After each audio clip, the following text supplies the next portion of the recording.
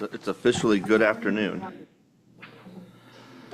Well, welcome, everyone. I'm going to go ahead and call us to order. I'd like to call to order the NCTD Performance Administration and Finance Committee meeting for February 20th, 2025. To start the meeting, let's go ahead and do a roll call. And if I could ask Taylor Siwi to go ahead and call that for us, I'd appreciate it. Committee Chair Sinella. Here. Committee Member Bhat Patel. Here. Committee Member Edson. Present. Committee Member Contreras. Present. This completes the roll. Great, thank you. And Taylor, can we go ahead and continue with our safety brief, please?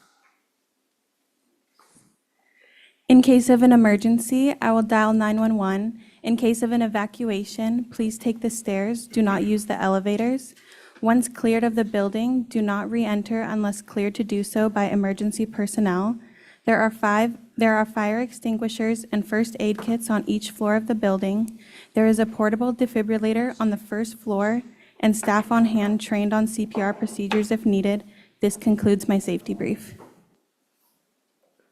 Thank you, Taylor. And we're going to take a second here to see if we can resolve a microphone issue.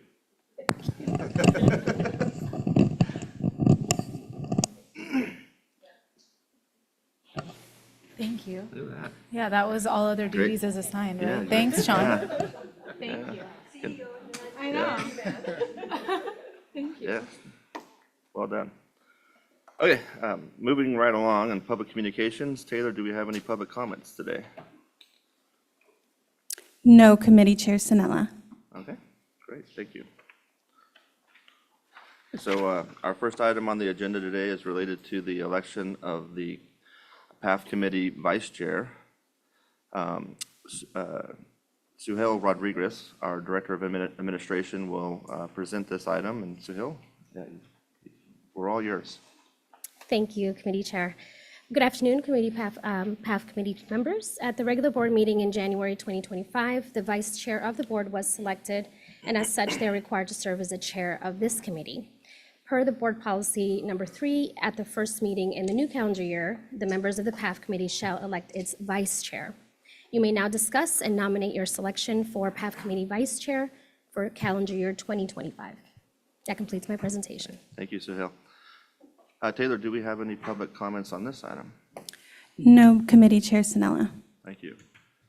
Okay, at this time, the public registration to comment is closed, and I'd like to open it up to my colleagues for discussion. For Vice Chair. Yes. I have a question. This is for legal counsel. Is this vote subject to the weighted vote? It is not subject to the weighted vote. Okay, PAF committee. thank you. That's my only question at this time. Great, thank you. Any other questions or comments or nominations? Sure. Just comments, if I may. Absolutely. Okay. I don't want to nominate myself, so I'd love to look to my colleagues. I know Councilmember Edson, you've indicated potential interest, and I'd be more than happy to support your nomination. I'd love to look to my colleagues to see if you'd be interested in supporting Councilmember Edson as well. I think that's an excellent choice, and if that is a motion, So moved. I will go ahead and second that. Thank you. Great. Any other comments or? Thank you for the nomination. I appreciate it and always am supportive. Great, okay. Well, then we'll continue moving. And so we do have a motion and a second, and we've had some discussion on that. So we'll go ahead and do a roll call vote, please. Committee Chair Sinella, how do you vote? Yes. Committee Member Bhat Patel, how do you vote? Aye. Committee Member Edson, how do you vote? Aye. Committee Member Contreras, how do you vote? Aye. On the motion of Committee Member Bhat Patel, seconded by Committee Member Contreras, to elect Jewel Edson as PAF Committee Vice Chair. Motion passes. Great, well, thank you. Okay, we'll move on to agenda item number 2. This next item relates to the proposed PAF Committee work plan for calendar year 2025. Yoon Park Lynch, Chief Financial Officer, will present this item. Yoon, you have our attention and we're all yours. Good afternoon, board members. We'll be presenting the proposed calendar for this 2025. The agenda is very similar to the same presentations that we had in prior years.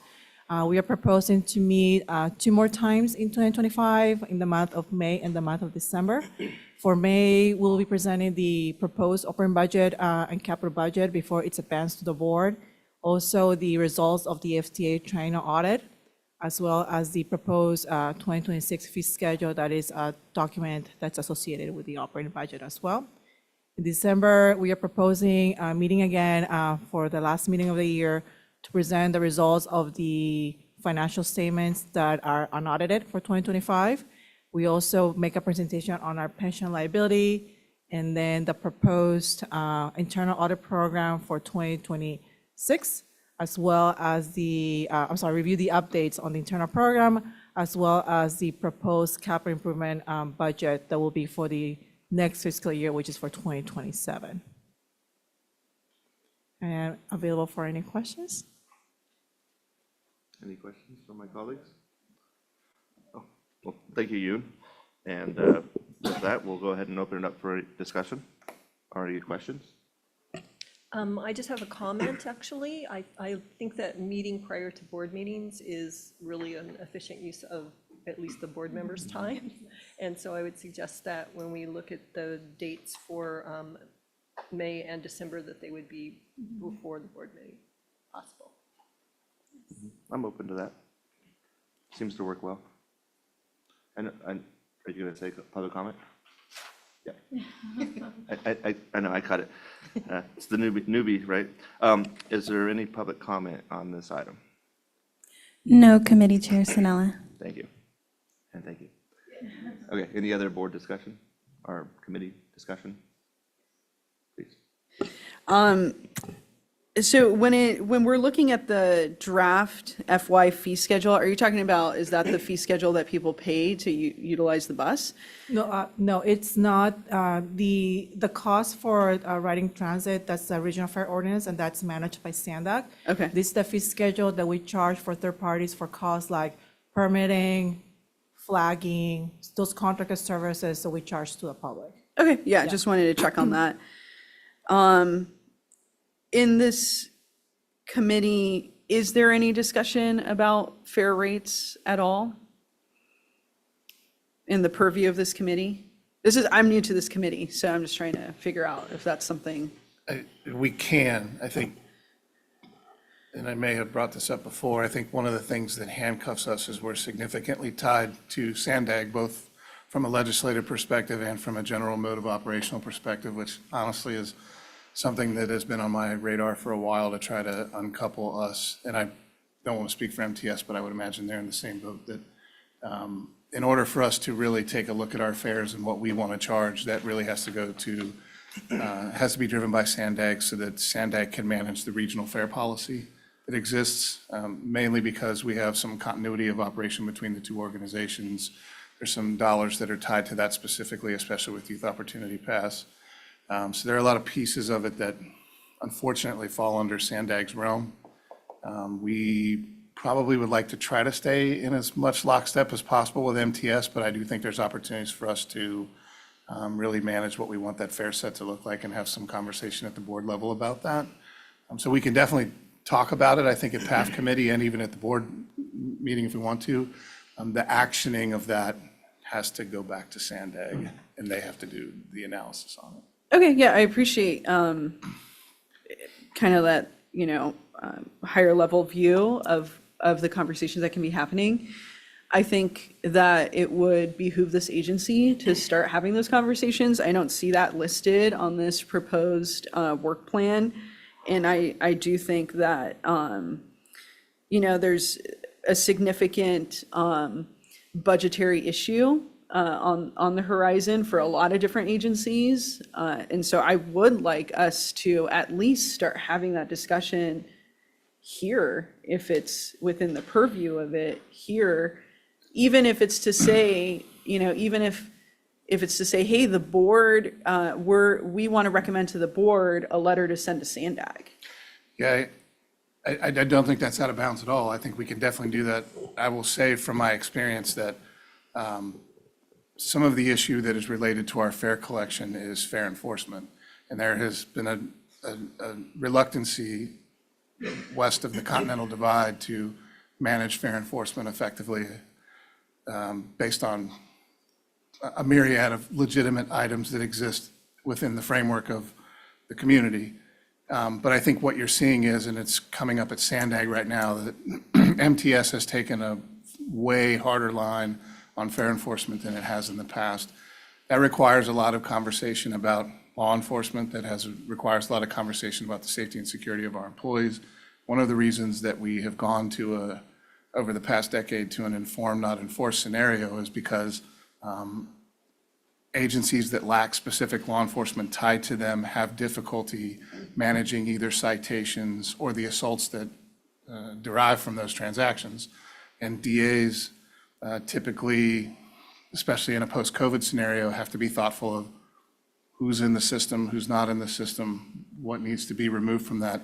And typically, lower level fare enforcement crimes fall off to the wayside, and it's a deterrent for employees to really want to manage fare enforcement in real time, which I think is a decent chunk of some of our problems as it relates to fare collection.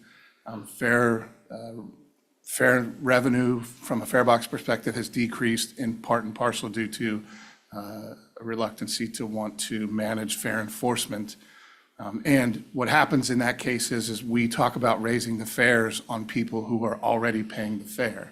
Now they have to cover the brunt of something that we don't want to address in fare enforcement from a societal perspective. So I think we can't really have one conversation without the other, but I definitely think that it's worthwhile for the board to revisit the fare piece of it and see, are we as aggressive as we should be? Are we in lockstep with some of our other partners? I would offer, to your point, I don't think we are. I think we're a little lower than some of our counterparts of a region this size. So yeah, I think definitely there's room for us to have that discussion at the board. Yeah, and I think you bring up a lot of different pieces that make this a very large discussion Yeah, that needs agreed. to be broken up into certain pieces. And so I think if it rests within the purview of this specific committee, that we at least take on some of that conversation because other agencies are doing it. And yeah, and I just think it's important. It's critical. Yeah, I totally agree that this is probably the right committee for that, both in what this committee's mission is, but also in the makeup of the board members that are on the committee. I think it's a strong group to have that conversation. Yeah. So Okay, well, I mean, that's all I wanted to say, and I would hope that that could get worked into the work plan somehow. I don't know if it requires an additional meeting or what the case is. I know when I was chair of MISBA, I made us work a little bit more in some additional meetings and whatnot, but in any case, that's all I wanted to say about this item. Thank you. I just wanted to note that in the board policy number 3 on committees, it would fall, that discussion would fall within the purview of this committee in terms of approving, changes to fares and things that would influence the budget, including enforcement for that matter. And I think, it's fully within this committee, but the implementation would be through the full board taking action. So this would be more of a recommendation if we did come up with one? Okay, Chair? please. Yes, so I actually will save most of my fare collection questions for the next item because it was addressed in that item. But I also sit on the LoSAN board for NCTD, and in our agenda earlier this week, on consent was safety and security, and the number one item in there was reactions to fare enforcement. So it's difficult. Yeah, I could imagine. yeah, I would say we're impacted by that because our security and sheriff's division do a fair amount of work on Amtrak when they have issues between San Bernardino and here. Our team responds to those at OTC. So we're involved in quite a few of those disputes that are even outside of the NCTD realm. Any other discussion, comments? I'll just add that I think having those types of discussions are valuable and it will add productivity to this committee. So I'm certainly in favor if we do want to add those discussion items to a future agenda, so. Okay, if there's no other discussion on that. This is just for, that item was just for information, so there's no need to vote. So Chair, would you have this come back in May? We certainly could if that's the consensus of my colleagues, if you'd like to. Is And if that- that's a reasonable timeframe for staff. Yeah, I think it depends on what you want out of that discussion. If you're asking us to bring something to the table in terms of a fair change, I don't think we would be able to do that by May, simply because we're in the middle, but we would be in the middle of budget at that point, but also that's not usually the time where the regional group talks about fair stuff. So my recommendation, and I don't know if there's consensus for this, but my recommendation would be just for it to be agendized as an open discussion so that we can begin the discussion. We need to be able to have that discussion in public, notify the public that we're going to have that discussion, have collaboration and hopefully consensus here where we can provide direction, and then that could go towards guiding the board or whatever that looks like. But I think just having, we definitely, probably even this year, I couldn't even see us having a conversation on really like, we're going to change this with enforcement and do this with our fees. But I think this is a really good year to set up for next year so that we can start moving in tandem with other agencies and also look at what the responses are from MTS. I think that, I personally do not think that their fare evasion is equitable or fair. And so I want to ensure that we have the conversations here so that if we're going to pursue something like that, we can have a much better system. And they also have other issues, like we don't have a trolley, right? With the boarding situation on the Sprinter, we have personnel that are going and checking, but in any case, I think it should just be an open discussion. Yeah, I think that's good guidance for us, because what we can do is tailor a presentation around the history of fare increases and how we got to where we are today, and sort of the different types of fare structures that we offer.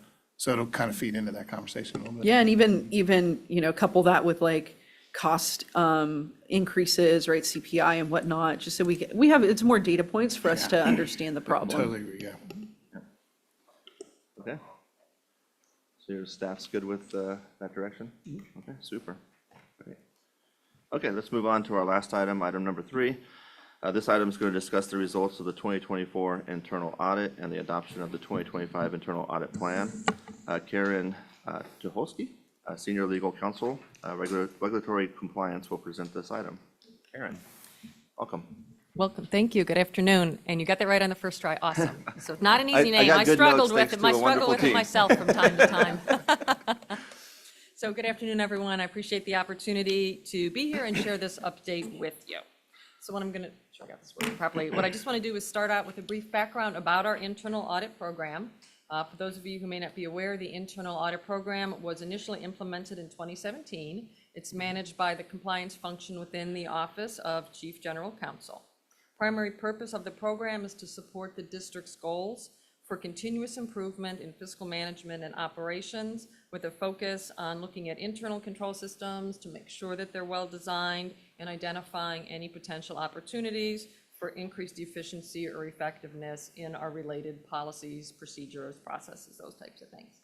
As you note here, the PAF committee is responsible for approving the annual internal audit work plan, which we will get to at the end of this presentation.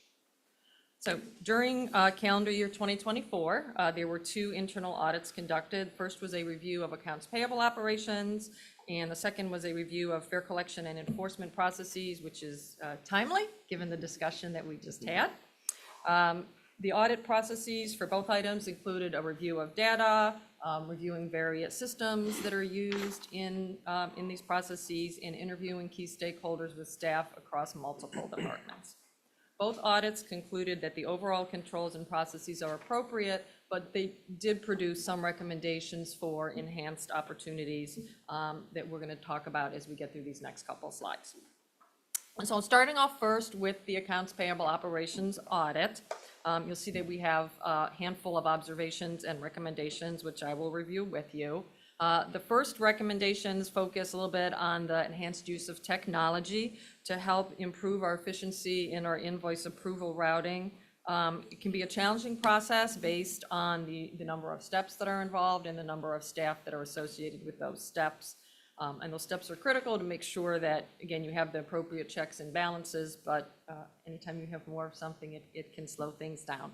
So we do currently utilize electronic routing for our invoice processing approvals, but there are still some delays at points along the way, and there still are opportunities to improve those efficiencies by enhancing the use of that technology. One example would be adding some features like auto reminders to staff who may have an invoice waiting in their queue for an approval, or maybe having some auto reassignments if someone has left the agency or is out on an extended leave and is not available to go ahead and, make that approval or that authorization at that step. The second area moves on to suggestions about our vendor master files, which are maintained within our J.D. Edwards ERP system. The procurement division is actually responsible for those files. The recommendation is simply that they kind of formalize the procedures that they already have, get them a bit more standardized, let's get them documented and formalized just to make sure that everyone is always doing the same thing every time. And then there's an additional recommendation to limit the finance division staff access to read only so that there's no inadvertent edits or changes made to those VMFs. And then lastly, it is a general recommendation overall that NCTD should look at developing and implementing some management reports and KPIs that will help us continue to drive that ongoing improvement in these processes related to the AP operations. Next one, fare collection and enforcement, which again, we just talked a little bit about, and as we all agree, is definitely an important item here for the district, as it is, I'm sure, for all transit agencies.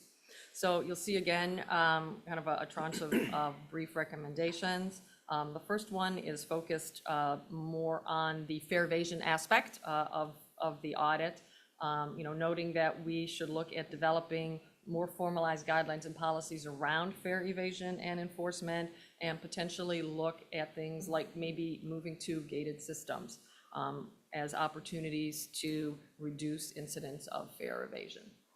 The next two items relate more to the fare collection aspect of that process. The first one being related to the daily cash handling procedures that occur out at our customer service centers. The recommendation is that finance and customer service should collaborate, refine, and really document in detail those procedures, just to make sure, again, that we're all doing the exact same thing every time at every location. Associated recommendation is to train as additional staff beyond our fare revenue specialists, just to make sure that we have redundancy in case, again, somebody is out unexpectedly, and making sure that we do have, multiple staff who are able to perform those procedures for the district. And then last relates to the cash fare collection process on the lift side, which is currently handled by MV Transportation. And remember, again, this was done last year. The recommendation at that point was to have finance, bus operations, and MV all sit down and come up with some opportunities to improve some of the processes, which are still a little bit manual on the MV side. However, I would note that this issue will be addressed with the bus in-housing coming up in just a couple of months, where we would then be assuming all of that under the NCTD cash handling procedures, which have a lot less manual aspects to them. So, a high-level summary of the two audits from last year as it relates to the 2025 work plan. Just want to note, and you may have seen it on the draft work plan for the PAF just previously, we do have a triennial review coming up this year. We're actually in the preliminary document production phases as we speak, and that review provides us with feedback from the FTA on over 20 areas of our finance, procurement, operations. So we're kind of already being audited in a way, and we also are, as a reminder, bringing our bus operations and maintenance in-house in July of this year. So our overall operating environment is definitely going to be shifting a lot over this year. So taking those two things into consideration, we don't actually recommend any, formalized audits, single audits through the IAP program. Rather, what we recommend is focusing on implementing the recommendations from the 2024 audit program, and then really taking a opportunity to update and refresh the IAP program itself to make sure that we are being responsive to our new operating environment. You know, we'll have all of our operations for all of our modes and all of our services in-house, and that's a substantial difference. And so we here on the compliance side want to make sure that that internal audit program is designed not only to meet NCTD's needs for our current operating environment, but also make sure that the program is reflecting the current best practices for internal audit programs overall. It's now 8 years old, hasn't really had a facelift, and so we think it's a great time to do that, and we would propose doing that this year and presenting that to you all at your December meeting. And so the staff recommendation would be to approve that proposed work plan, and with that, my presentation is complete, and I'm happy to take any questions. Thank you, Karen. Appreciate the presentation. Taylor, do we have any public comments on this item? No, we do not. Great, thank you. Okay, so we'll go ahead and close the public comment session, and I'll open it up for any of my colleagues that have any discussion or questions. Yes. Okay, please, we'll start left to right. All right, well, thanks for the presentation, and congratulations on your new position. I just wanted to ask around questions around the timeline. It sounded like you said that July is when everything will be brought in-house. Okay, yeah, all right. And that would mean that, I'm assuming, that was where I wanted to confirm that piece too, including, I know you mentioned like the cash handling, everything will be all internal, so all of that will be up and running by that time frame. Okay, great.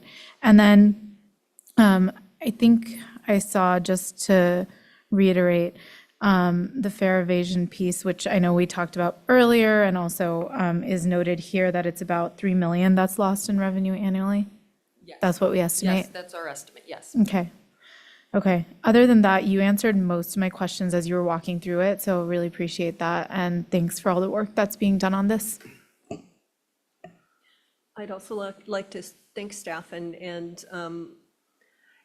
I think the IAP program is really a wonderful program because we should be auditing ourselves, right? We don't want to wait for a real audit and, you know, have things come forward. We'd rather have a clean audit at that point. So staying on top of things is always the best method. It's housekeeping, right? I did have some questions about the fare collection. I understand the $3 million and the discussion of, I'd asked a question during my one-on-one, so I just want, for full disclosure, that I understand that fare evasion numbers are based on Pronto data, and it doesn't really break them down, I think. Is that correct? I'm not sure what you mean, By break them down by mode. what, but I'll let you By continue. mode, breeze, bus, coaster. We can track it We can differently track by that mode, that yeah. way. Yes. It's probably a little more prevalent on the bus side and the Sprinter side. Coaster, while the fare is higher and does have a little bit more of an impact on the fare evasion piece, I think our engineers, our conductors do a great job of walking through the train and doing fare enforcement in real time. The Sprinter has been a little more difficult because the frequency is a little higher than the spread of the coaster. So we either have our sheriff's team that is on maybe one going one direction, or we may have code enforcement on one of them, but one of them is open. The issue on the bus system is that we're in an inform, not enforce space because we don't want operators to put themselves in harm's way. So the protocol is, if someone boards a bus and refuses to pay fare, the operator has an obligation to announce what the fare is. And if they don't pay the fare, then they need to call dispatch. Typically, by the time we can dispatch someone to one of the 250 buses that are out in our network, they've either gotten off the bus. We've tried a lot of different things over the years where we just hold the bus where it's at. That's not really worthwhile to the customers who are trying to make connections and do other things. So it's a little more difficult on the bus side to manage fare evasion than it is on Sprinter and Coaster. I think that's sort of reflected in those numbers. Plus, just based on the amount of customers we have per year within those modes, Breeze is the largest ridership generator through the numbers that we have on Pronto or our APC. So that's really the biggest place where we have an opportunity to shore some of that up. Okay, thank you for that. And And then, regarding, oh. I did have a question up. Were you going to answer my first question? So yes, so just to clarify, yes, you are correct. It is, the numbers were provided based on Pronto data, because that's where the scanning happens, right? It captures the data if somebody didn't have a Pronto product. But if there's a passenger that boards with a paper ticket or not paper ticket, we don't capture the data. So just wanted to say that the data is actually coming from a live source. It's not like we live counted the fare enforcement, but it's a reliable source. Okay, thank you for that. And then there was mention of a closed gate fare system. So I was interested in learning if there's been any examination of what estimated costs might be to do it, or if this would be something that would be a pilot to see if it is kind of there's ROI on it, and if so, where that pilot might be. Yeah, so we are very much looking into a pilot right now. Nick, who you've seen at the board before, is actually sort of spearheading some of that for us with Katie and our planning team. Right now, we're having some discussion over where the initial pilot was requested to be done. We think that that's probably not the best place to start. My recommendation would be to do that at OTC on the Sprinter and Coaster platforms and see how it works in that setting. We want to be very, very thoughtful of the fact that when we do a pilot, it's not in a place that is, it's not in a place where we have a lot of riders that are already struggling sometimes to find fare. We really aren't intending for this to be punitive. The goal is, if you have a pass, swipe the pass, the gate opens. Obviously, on the bus side, we're not going to be able to do that. The costs are ranging depending on size of the station, how many people you have come through, how many systems you need, how many gates you might need. But there's definitely ROI involved there over the long run. I think you're starting to see a lot of larger transit systems go to that model. In fact, I recall about a decade ago when MTS wanted to go to that model on all of their trolley systems. And it was not well received by their board of directors at the time, but I think now it's starting to come back as a potential idea. So definitely something we're looking into, definitely something that's actually I think, past the initial stage of conversation. It's actually being sort of developed in real time. Not far enough to where we would have brought it to the board just yet, because we're having some conversation about the original location it was supposed to be at. I don't think is the right place to start it. To me, it's OTC. That's our biggest transit center. That's the place where we have all three of our modes. How can we have the biggest impact at that location by doing that? And everybody's kind of there. So it'll help us on a few different avenues. You answered my next question was, which modes would it be on? So thank you. Yeah, I think we would want to, we would really want to take a look at Sprinter and coaster operations. It's tough for us to do that on the bus network because it's so wide open, right? Like the bus network is anytime, anywhere, right? Like that's just a huge piece to be able to sort of manage in real time.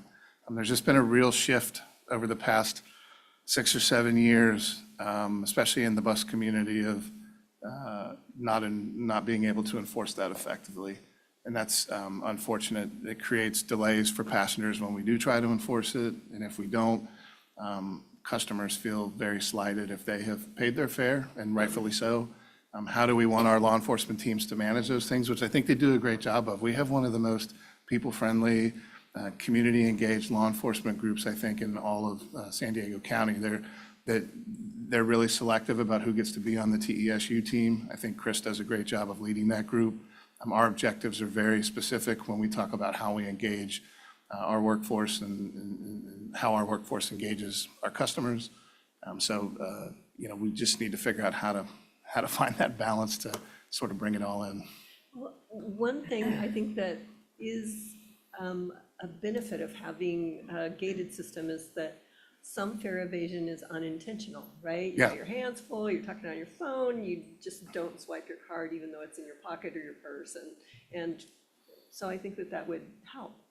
Yeah, one of the things we actually did in a past life on Bus Rapid Transit was we put readers on the buses in addition to the platform.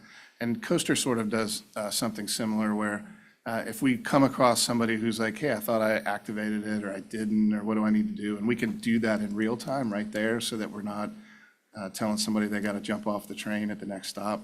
Like, really, the goal is to try to help facilitate. If you really did accidentally get on the mode without paying, how can we help you pay for that so you can just keep going is really the objective. It's not to try to be punitive. And we don't think that's the top objective of fair enforcement. Well, thank you. I'd be happy to move this item forward. Do we still have more questions or discussion? I'll go ahead and second that. So triennial, I think we may have the king of triennials here in our CEO position. If I remember correctly, didn't you have some had- good, perfect triennials? We had 3 consecutive perfect triangles. All right, so maybe this will be the 4th to add. I think it will be. We'll need a little Stanley Cup for you. Yoon told me, no problem, mark it down. Fantastic. Okay, so I'm glad that we have you here and our entire staff. That just is an incredible job. Since you brought up TESU, I know we were understaffed. Are we at the full 10 or? We're one They're short. still waiting for their 10th. Yeah. They, Okay. they have to go through a formalized internal posting process, and so that likely won't be able to commence until June. It's just how they do their things. And but only one. the shortage piece was largely related to, they were onboarding quite a few new deputies. And so they were unable to pull from other units to be able to fill this unit. Also, I don't know if it's public information or not, but Sergeant King is retiring this year, so there'll be a change in leadership on our TESU team. And I got to tell you, like, I've worked with a lot of law enforcement agencies in my career. Sergeant King is phenomenal. That team is incredible. I've been to a lot of places that they go and do enforcement. I've just never seen a better group of individuals that are really engaged with our passengers and want to know how to make their experience better. Yeah, I mean, we've even seen that in the data referencing folks that are experiencing homelessness on our system. Yeah. Right, so they definitely have done a phenomenal job. I look forward to having the full 10, and then, you know, 10's not a lot for our system. So that's the other piece, and I know we have security that we brought on board because of that. But in any case, interesting. With the gated system, I agree that there's a lot of benefits that could come with that. Even feeling safe is a huge one, right? And I know that there's an initiative to ensure that folks feel safe. So curious to see the $3 million, what percentage is that of our overall budget? Of the budget, it's probably about 1.5%. Okay, It's about 1.5% of our budget, but as it relates to fare collection revenue, it's probably, Close to a third. yeah, close to so a third. I think being able to show the data in several different ways when we have these discussions is going to be critical. So if that could always be just a point of, you know, what percentage is it of this bucket, of that bucket that you think is relevant for the board to know or for this committee to know, I would totally just be in favor of that. Because when we hear 3 million, it's like, okay, that's a big number, but how is that relative to the other big numbers that we deal with? Right. So, and, you know, if there is in the future increase in fares, that I would assume that, you know, this variable is tied to that, right? The outcome is tied. So we would potentially either see a decrease or potentially an increase in fare evasion, depending on, I mean, it's just interesting, right? I'm just thinking about this in real time. There's a formula in our business that accounts for 2 things. Anytime you increase fare, you lose ridership, and you have a higher fare enforcement, a higher fare evasion. And you have to figure out where in that equation that number is, right? Like Right. if you go higher than a quarter on a fare increase, how much ridership are you losing as a result of that versus how much more fare evasion do you have in the system? And so there's a really complicated formula that I don't know what it is because math is hard, right?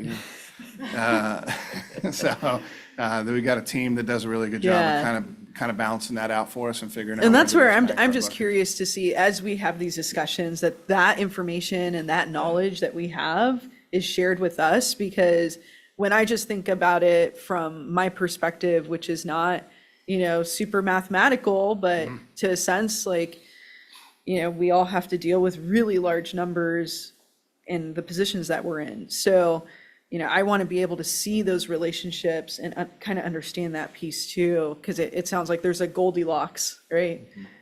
Place, just like our Earth is in the Goldilocks place of the solar system, right? There's like a fair out there that also is like this perfect place. Yeah. The other thing, the data for fare evasion via Pronto, but anything outside of the Pronto system is not capturing. I'm just curious about the open loop system, and are people using their cards yet? Do we have any data on that? Is that part of, how does that get factored into this number? I know they're using it. I don't think we have enough, we don't have enough months under our belt to collect the full data to sort of show the trend on that. Correct. And then we've got some initial data through MTS. It's less than 5%. So people are still using Pronto. So open loop has not yet been widely adopted. Okay, but that's some recovery, right? People that didn't have Pronto that are using it. And so I'm just curious, like with that doesn't fall into the 3 million category here of fare evasion, right? Because it's still going through the Pronto system. So the open loop system has a different inspection device because they're running into different systems. So the fare enforcement will have one device if somebody has paid with a Pronto card, and a separate device if they have used the inspection device. So we don't have yet the reporting system on that second device. It's a product that was fairly launched Right, it's recently. very, very, Correct. very So- new. So that's why I'm just curious, So like, my understanding is MTS is developing reports to run from the open loop system, but those are not live yet. yeah, I was just curious, with that information, if there is the potential for any of this $3 million of fare evasion, a very small percentage of it to actually not be fare evasion when this report comes out that we have received a credit card or a debit tap payment. I just don't, so it's not something you have to answer now. I'm just curious about what the answer is. Yeah, I would say in my experience, fare evasion is behavioral. I've seen, and I can only share my own experiences. I mean, we busted a doctor who worked at a university hospital who said, I've never paid a fare in 2 years because nobody enforced it. And so, Yeah, I mean, Cool, I'll start my paying question is fare just, my question is just like to the simplest form, is the open loop system being tabulated in the Pronto fares that are collected or not? I don't think, and I to simplify it, I don't believe that the open loop payment will solve the fare evasion problem. I'm not suggesting that it would solve it. It's just a data point that is uncertain for me at yeah. this time. Yeah, I definitely think it's, well, go ahead, Karen. Yeah, no, I just want to make sure you understand. So the data that you have on the charts and that you've seen in past reports comes from, as you noted, us scanning people's passes or Right. phones or whatever it is. There is a component of that again, isn't reflected if somebody has a paper ticket. Likewise, if somebody uses the open loop system, they don't get dinged as not having paid a fare because it's not tabulated under there. So if somebody's using the open loop system now, they're not currently showing up as a non-payer just because they're not using Pronto. if that makes sense. Fantastic. Yeah. That's exactly what I was trying to figure out. And- I'm not suggesting that like, oh my gosh, open loop is going to solve all our problems. I was just curious It's not in that to percent. see. No, Okay, it's not in that Yeah, perfect. And I do think it will probably likely in the long run, if it becomes successful, reduce the amount of tabulations that exist in Pronto because people would rather pay with a credit card than reload their Pronto card. Interesting. Okay, yeah. So I'm just curious to have that, as a conversation as this continues to go. I'm so curious to see how that factors into this. I have one last piece, and that is the AP KPIs. What does that look like? What is it? I did some AR and AP, and accounts payable is just a pain in the butt. So thank you for everybody that does that here. But what does a KPI look like? Is it the turnaround time to send it to, through the system, or? Sorry, a couple different ideas, and again, these are just ideas. We have a longer list of suggestions that I haven't all committed to memory. Part of it would be processing time overall, making sure that, whatever the goal is, and we do have a lot of prompt payment obligations, so, if you're looking to make sure you pay something within 30 days, we're looking to make sure you pay it within 30 days. But then you also may want to drill down that in further and say, how long at each step in the process? How long at the PM approval? How long once the PM approves it for the manager? How long once it goes to, finance for them to cut the check and mail it out, those types of things. But also keeping track on things like, what is the volume coming in? When is it coming in? Is it going up and down? During the month, which is, if staff is constant throughout the month, but the volume's going up and down, that could impact timelines and, diving into it at that level. So those are the types of things. Okay. I'm sure you has some other ideas. So she's the one who No, just for a clarification standpoint, we do weekly payments to all vendors, and we pay all the vendors on time based on the invoices that are in the system.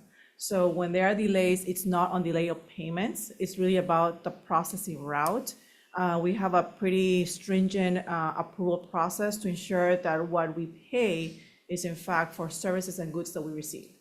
And to make sure that those invoices, whoever is approving, they're checking contract terms, right? You have to make sure that they're charging for a project, the milestone that they're billing you is in fact properly billed. You want to make sure that the rates are properly approved based on contract.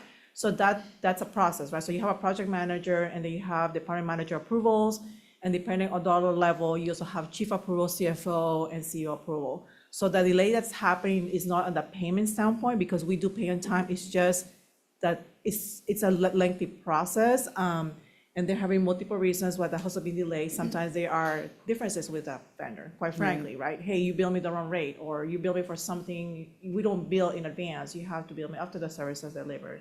Or it could be a contractual question, or sometimes it happens that the project manager is on vacation, they're gone for 2 or 3 days.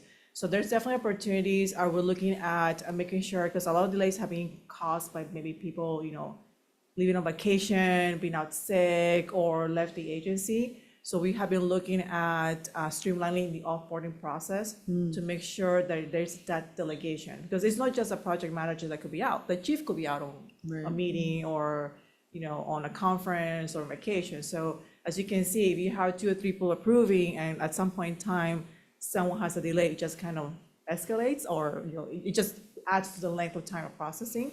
So we are looking at, again, like I said, the offboarding, or how do we manage people that are going to be out on vacation, not transferring those responsibilities. But as far as payment, as soon as they hit our system, we pay those on time. Yeah. It's the approval process taking a little bit longer. Right, and that communication piece between our agency and whoever the vendor is could be, we can't solve their efficiencies, but at least on our side, you're saying we're looking at how to be preventative and create a system with maybe some kind of authorization redundancy that allows us to move forward if that's the best recommendation, right? So, thank you. And that's it for me. Thanks. Great discussion. I had a couple things too, on kind of along the same lines with regards to the recommendation for KPIs, not just around the AP piece of it, but did the auditor give any sort of suggestions on what a KPI might look like in the financial world? I think it's kind of what Karen alluded to, the length of time that within the approval process, how long it's taking to move from one step to the other one. It's a KPI. We have 2 different systems. We are a little bit constrained by the system that we have.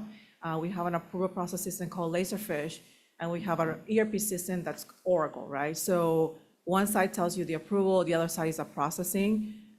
There are some, we've been working with IT, there are some integration challenges on getting data from both systems. My long-term goal in the district will be eventually to find a more robust system that can serve much better our financial procurement. And now that we're insourcing BAS operations as well as a part management system, we are actually going live with a brand new HRIS system, payroll, that is going to be 100 years ahead of where we are today. So that is, we're planning to launch the system by June of this year for our employees. So once we pass that hurdle, we're looking at changing how we do things from the workflow standpoint to be much more efficient, and we can actually get real KPI data which is a little more challenging today because we're working with two different systems. Okay.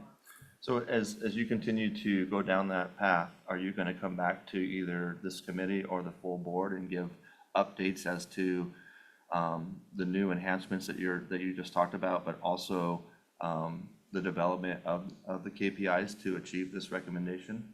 Yes, we can provide an update, yes. Super. It will, and this might be a question for the greater team here, but for all of those recommendations, do you need direction from us to move forward on them, or do you already plan to?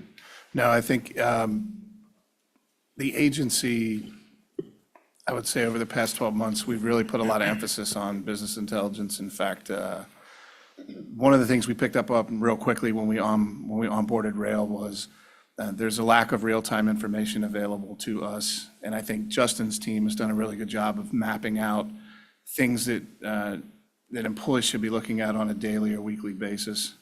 For me, at a larger 50,000-foot level outside of the departments, I want real-time KPI dashboards on our website that anybody from the community can get on and say, here's the ridership on these routes, here's the breakdown of the KPIs of why they exist within the organization. That's really what we're trying to get to. We just recently stood up an independent business intelligence department. So we moved some of our folks out of IT. They actually are working for Alex Dennis now, our Chief Operating Officer, over our internal services.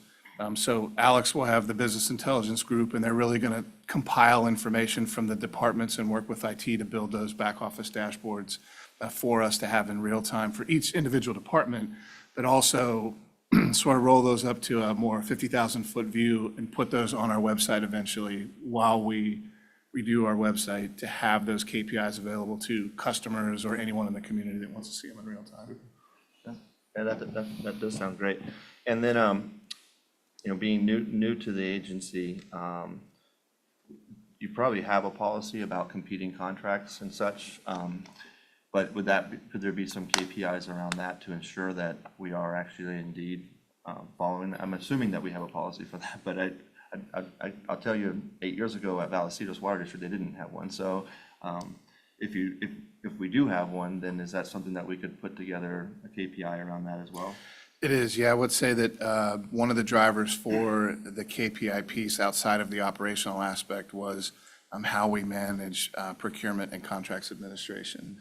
I think there's a lot of moving parts as it relates to a public transit agency. And really, I would say over the past couple of years, the biggest piece for us that's been a little bit of a roadblock is companies that have existed for long periods of time are either going out of business or selling to another organization. So we're having to actively in real time manage contracts differently or find another organization who does that. And so I think for us, there's a little bit of overlap there where some organizations have 2 or 3 different modes of business. And we've been doing this business with this organization for a long time, and now we need to add this piece to it. And some of that piece means, do we now have to bring that to the board, or do we need to rewrite the contract such that it needs to come back to the board for approval? Have we done due diligence on why we added it under that vendor? So Alex's team has done a really great job of sort of managing what PCA and contracts look like as a whole and the concept of KPIs. And so really excited to see what's going to come out of the work that's done when we build that network. Thank you, and looking forward to hearing more about that.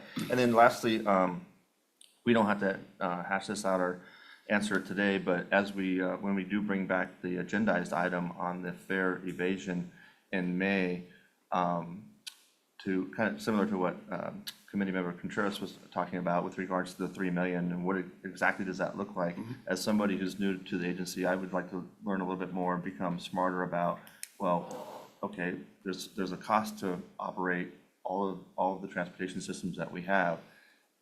Where does that 3 million come from if we lost that revenue? Is it coming from reserves? Does it come from potentially, as we talked about earlier, increased fares? And so I'd like to learn a little bit more about that at our May meeting when we have it on the agenda. So Yeah, absolutely. super. Well, thank you both, and thank you staff for all the information. Very helpful. I did hear a motion by Committee Member Edson and a second by Committee Member Contreras. Taylor, can we please have a roll call vote? Committee Chair Sinella, how do you vote? Yes. Committee Member Bhat Patel, how do you vote? Aye. Committee Vice Chair Edson, how do you vote? Aye. Committee Member Contreras, how do you vote? Aye. On the motion of Committee Vice Chair Edson, seconded by Committee Member Contreras, to adopt the calendar year 2025 internal audit plan, motion passes. All right, thank you, Taylor. Okay, that concludes our meeting. Our next scheduled meeting is going to be the regular board meeting here in a little over an hour at 2 o'clock, right here in this room. So we are adjourned.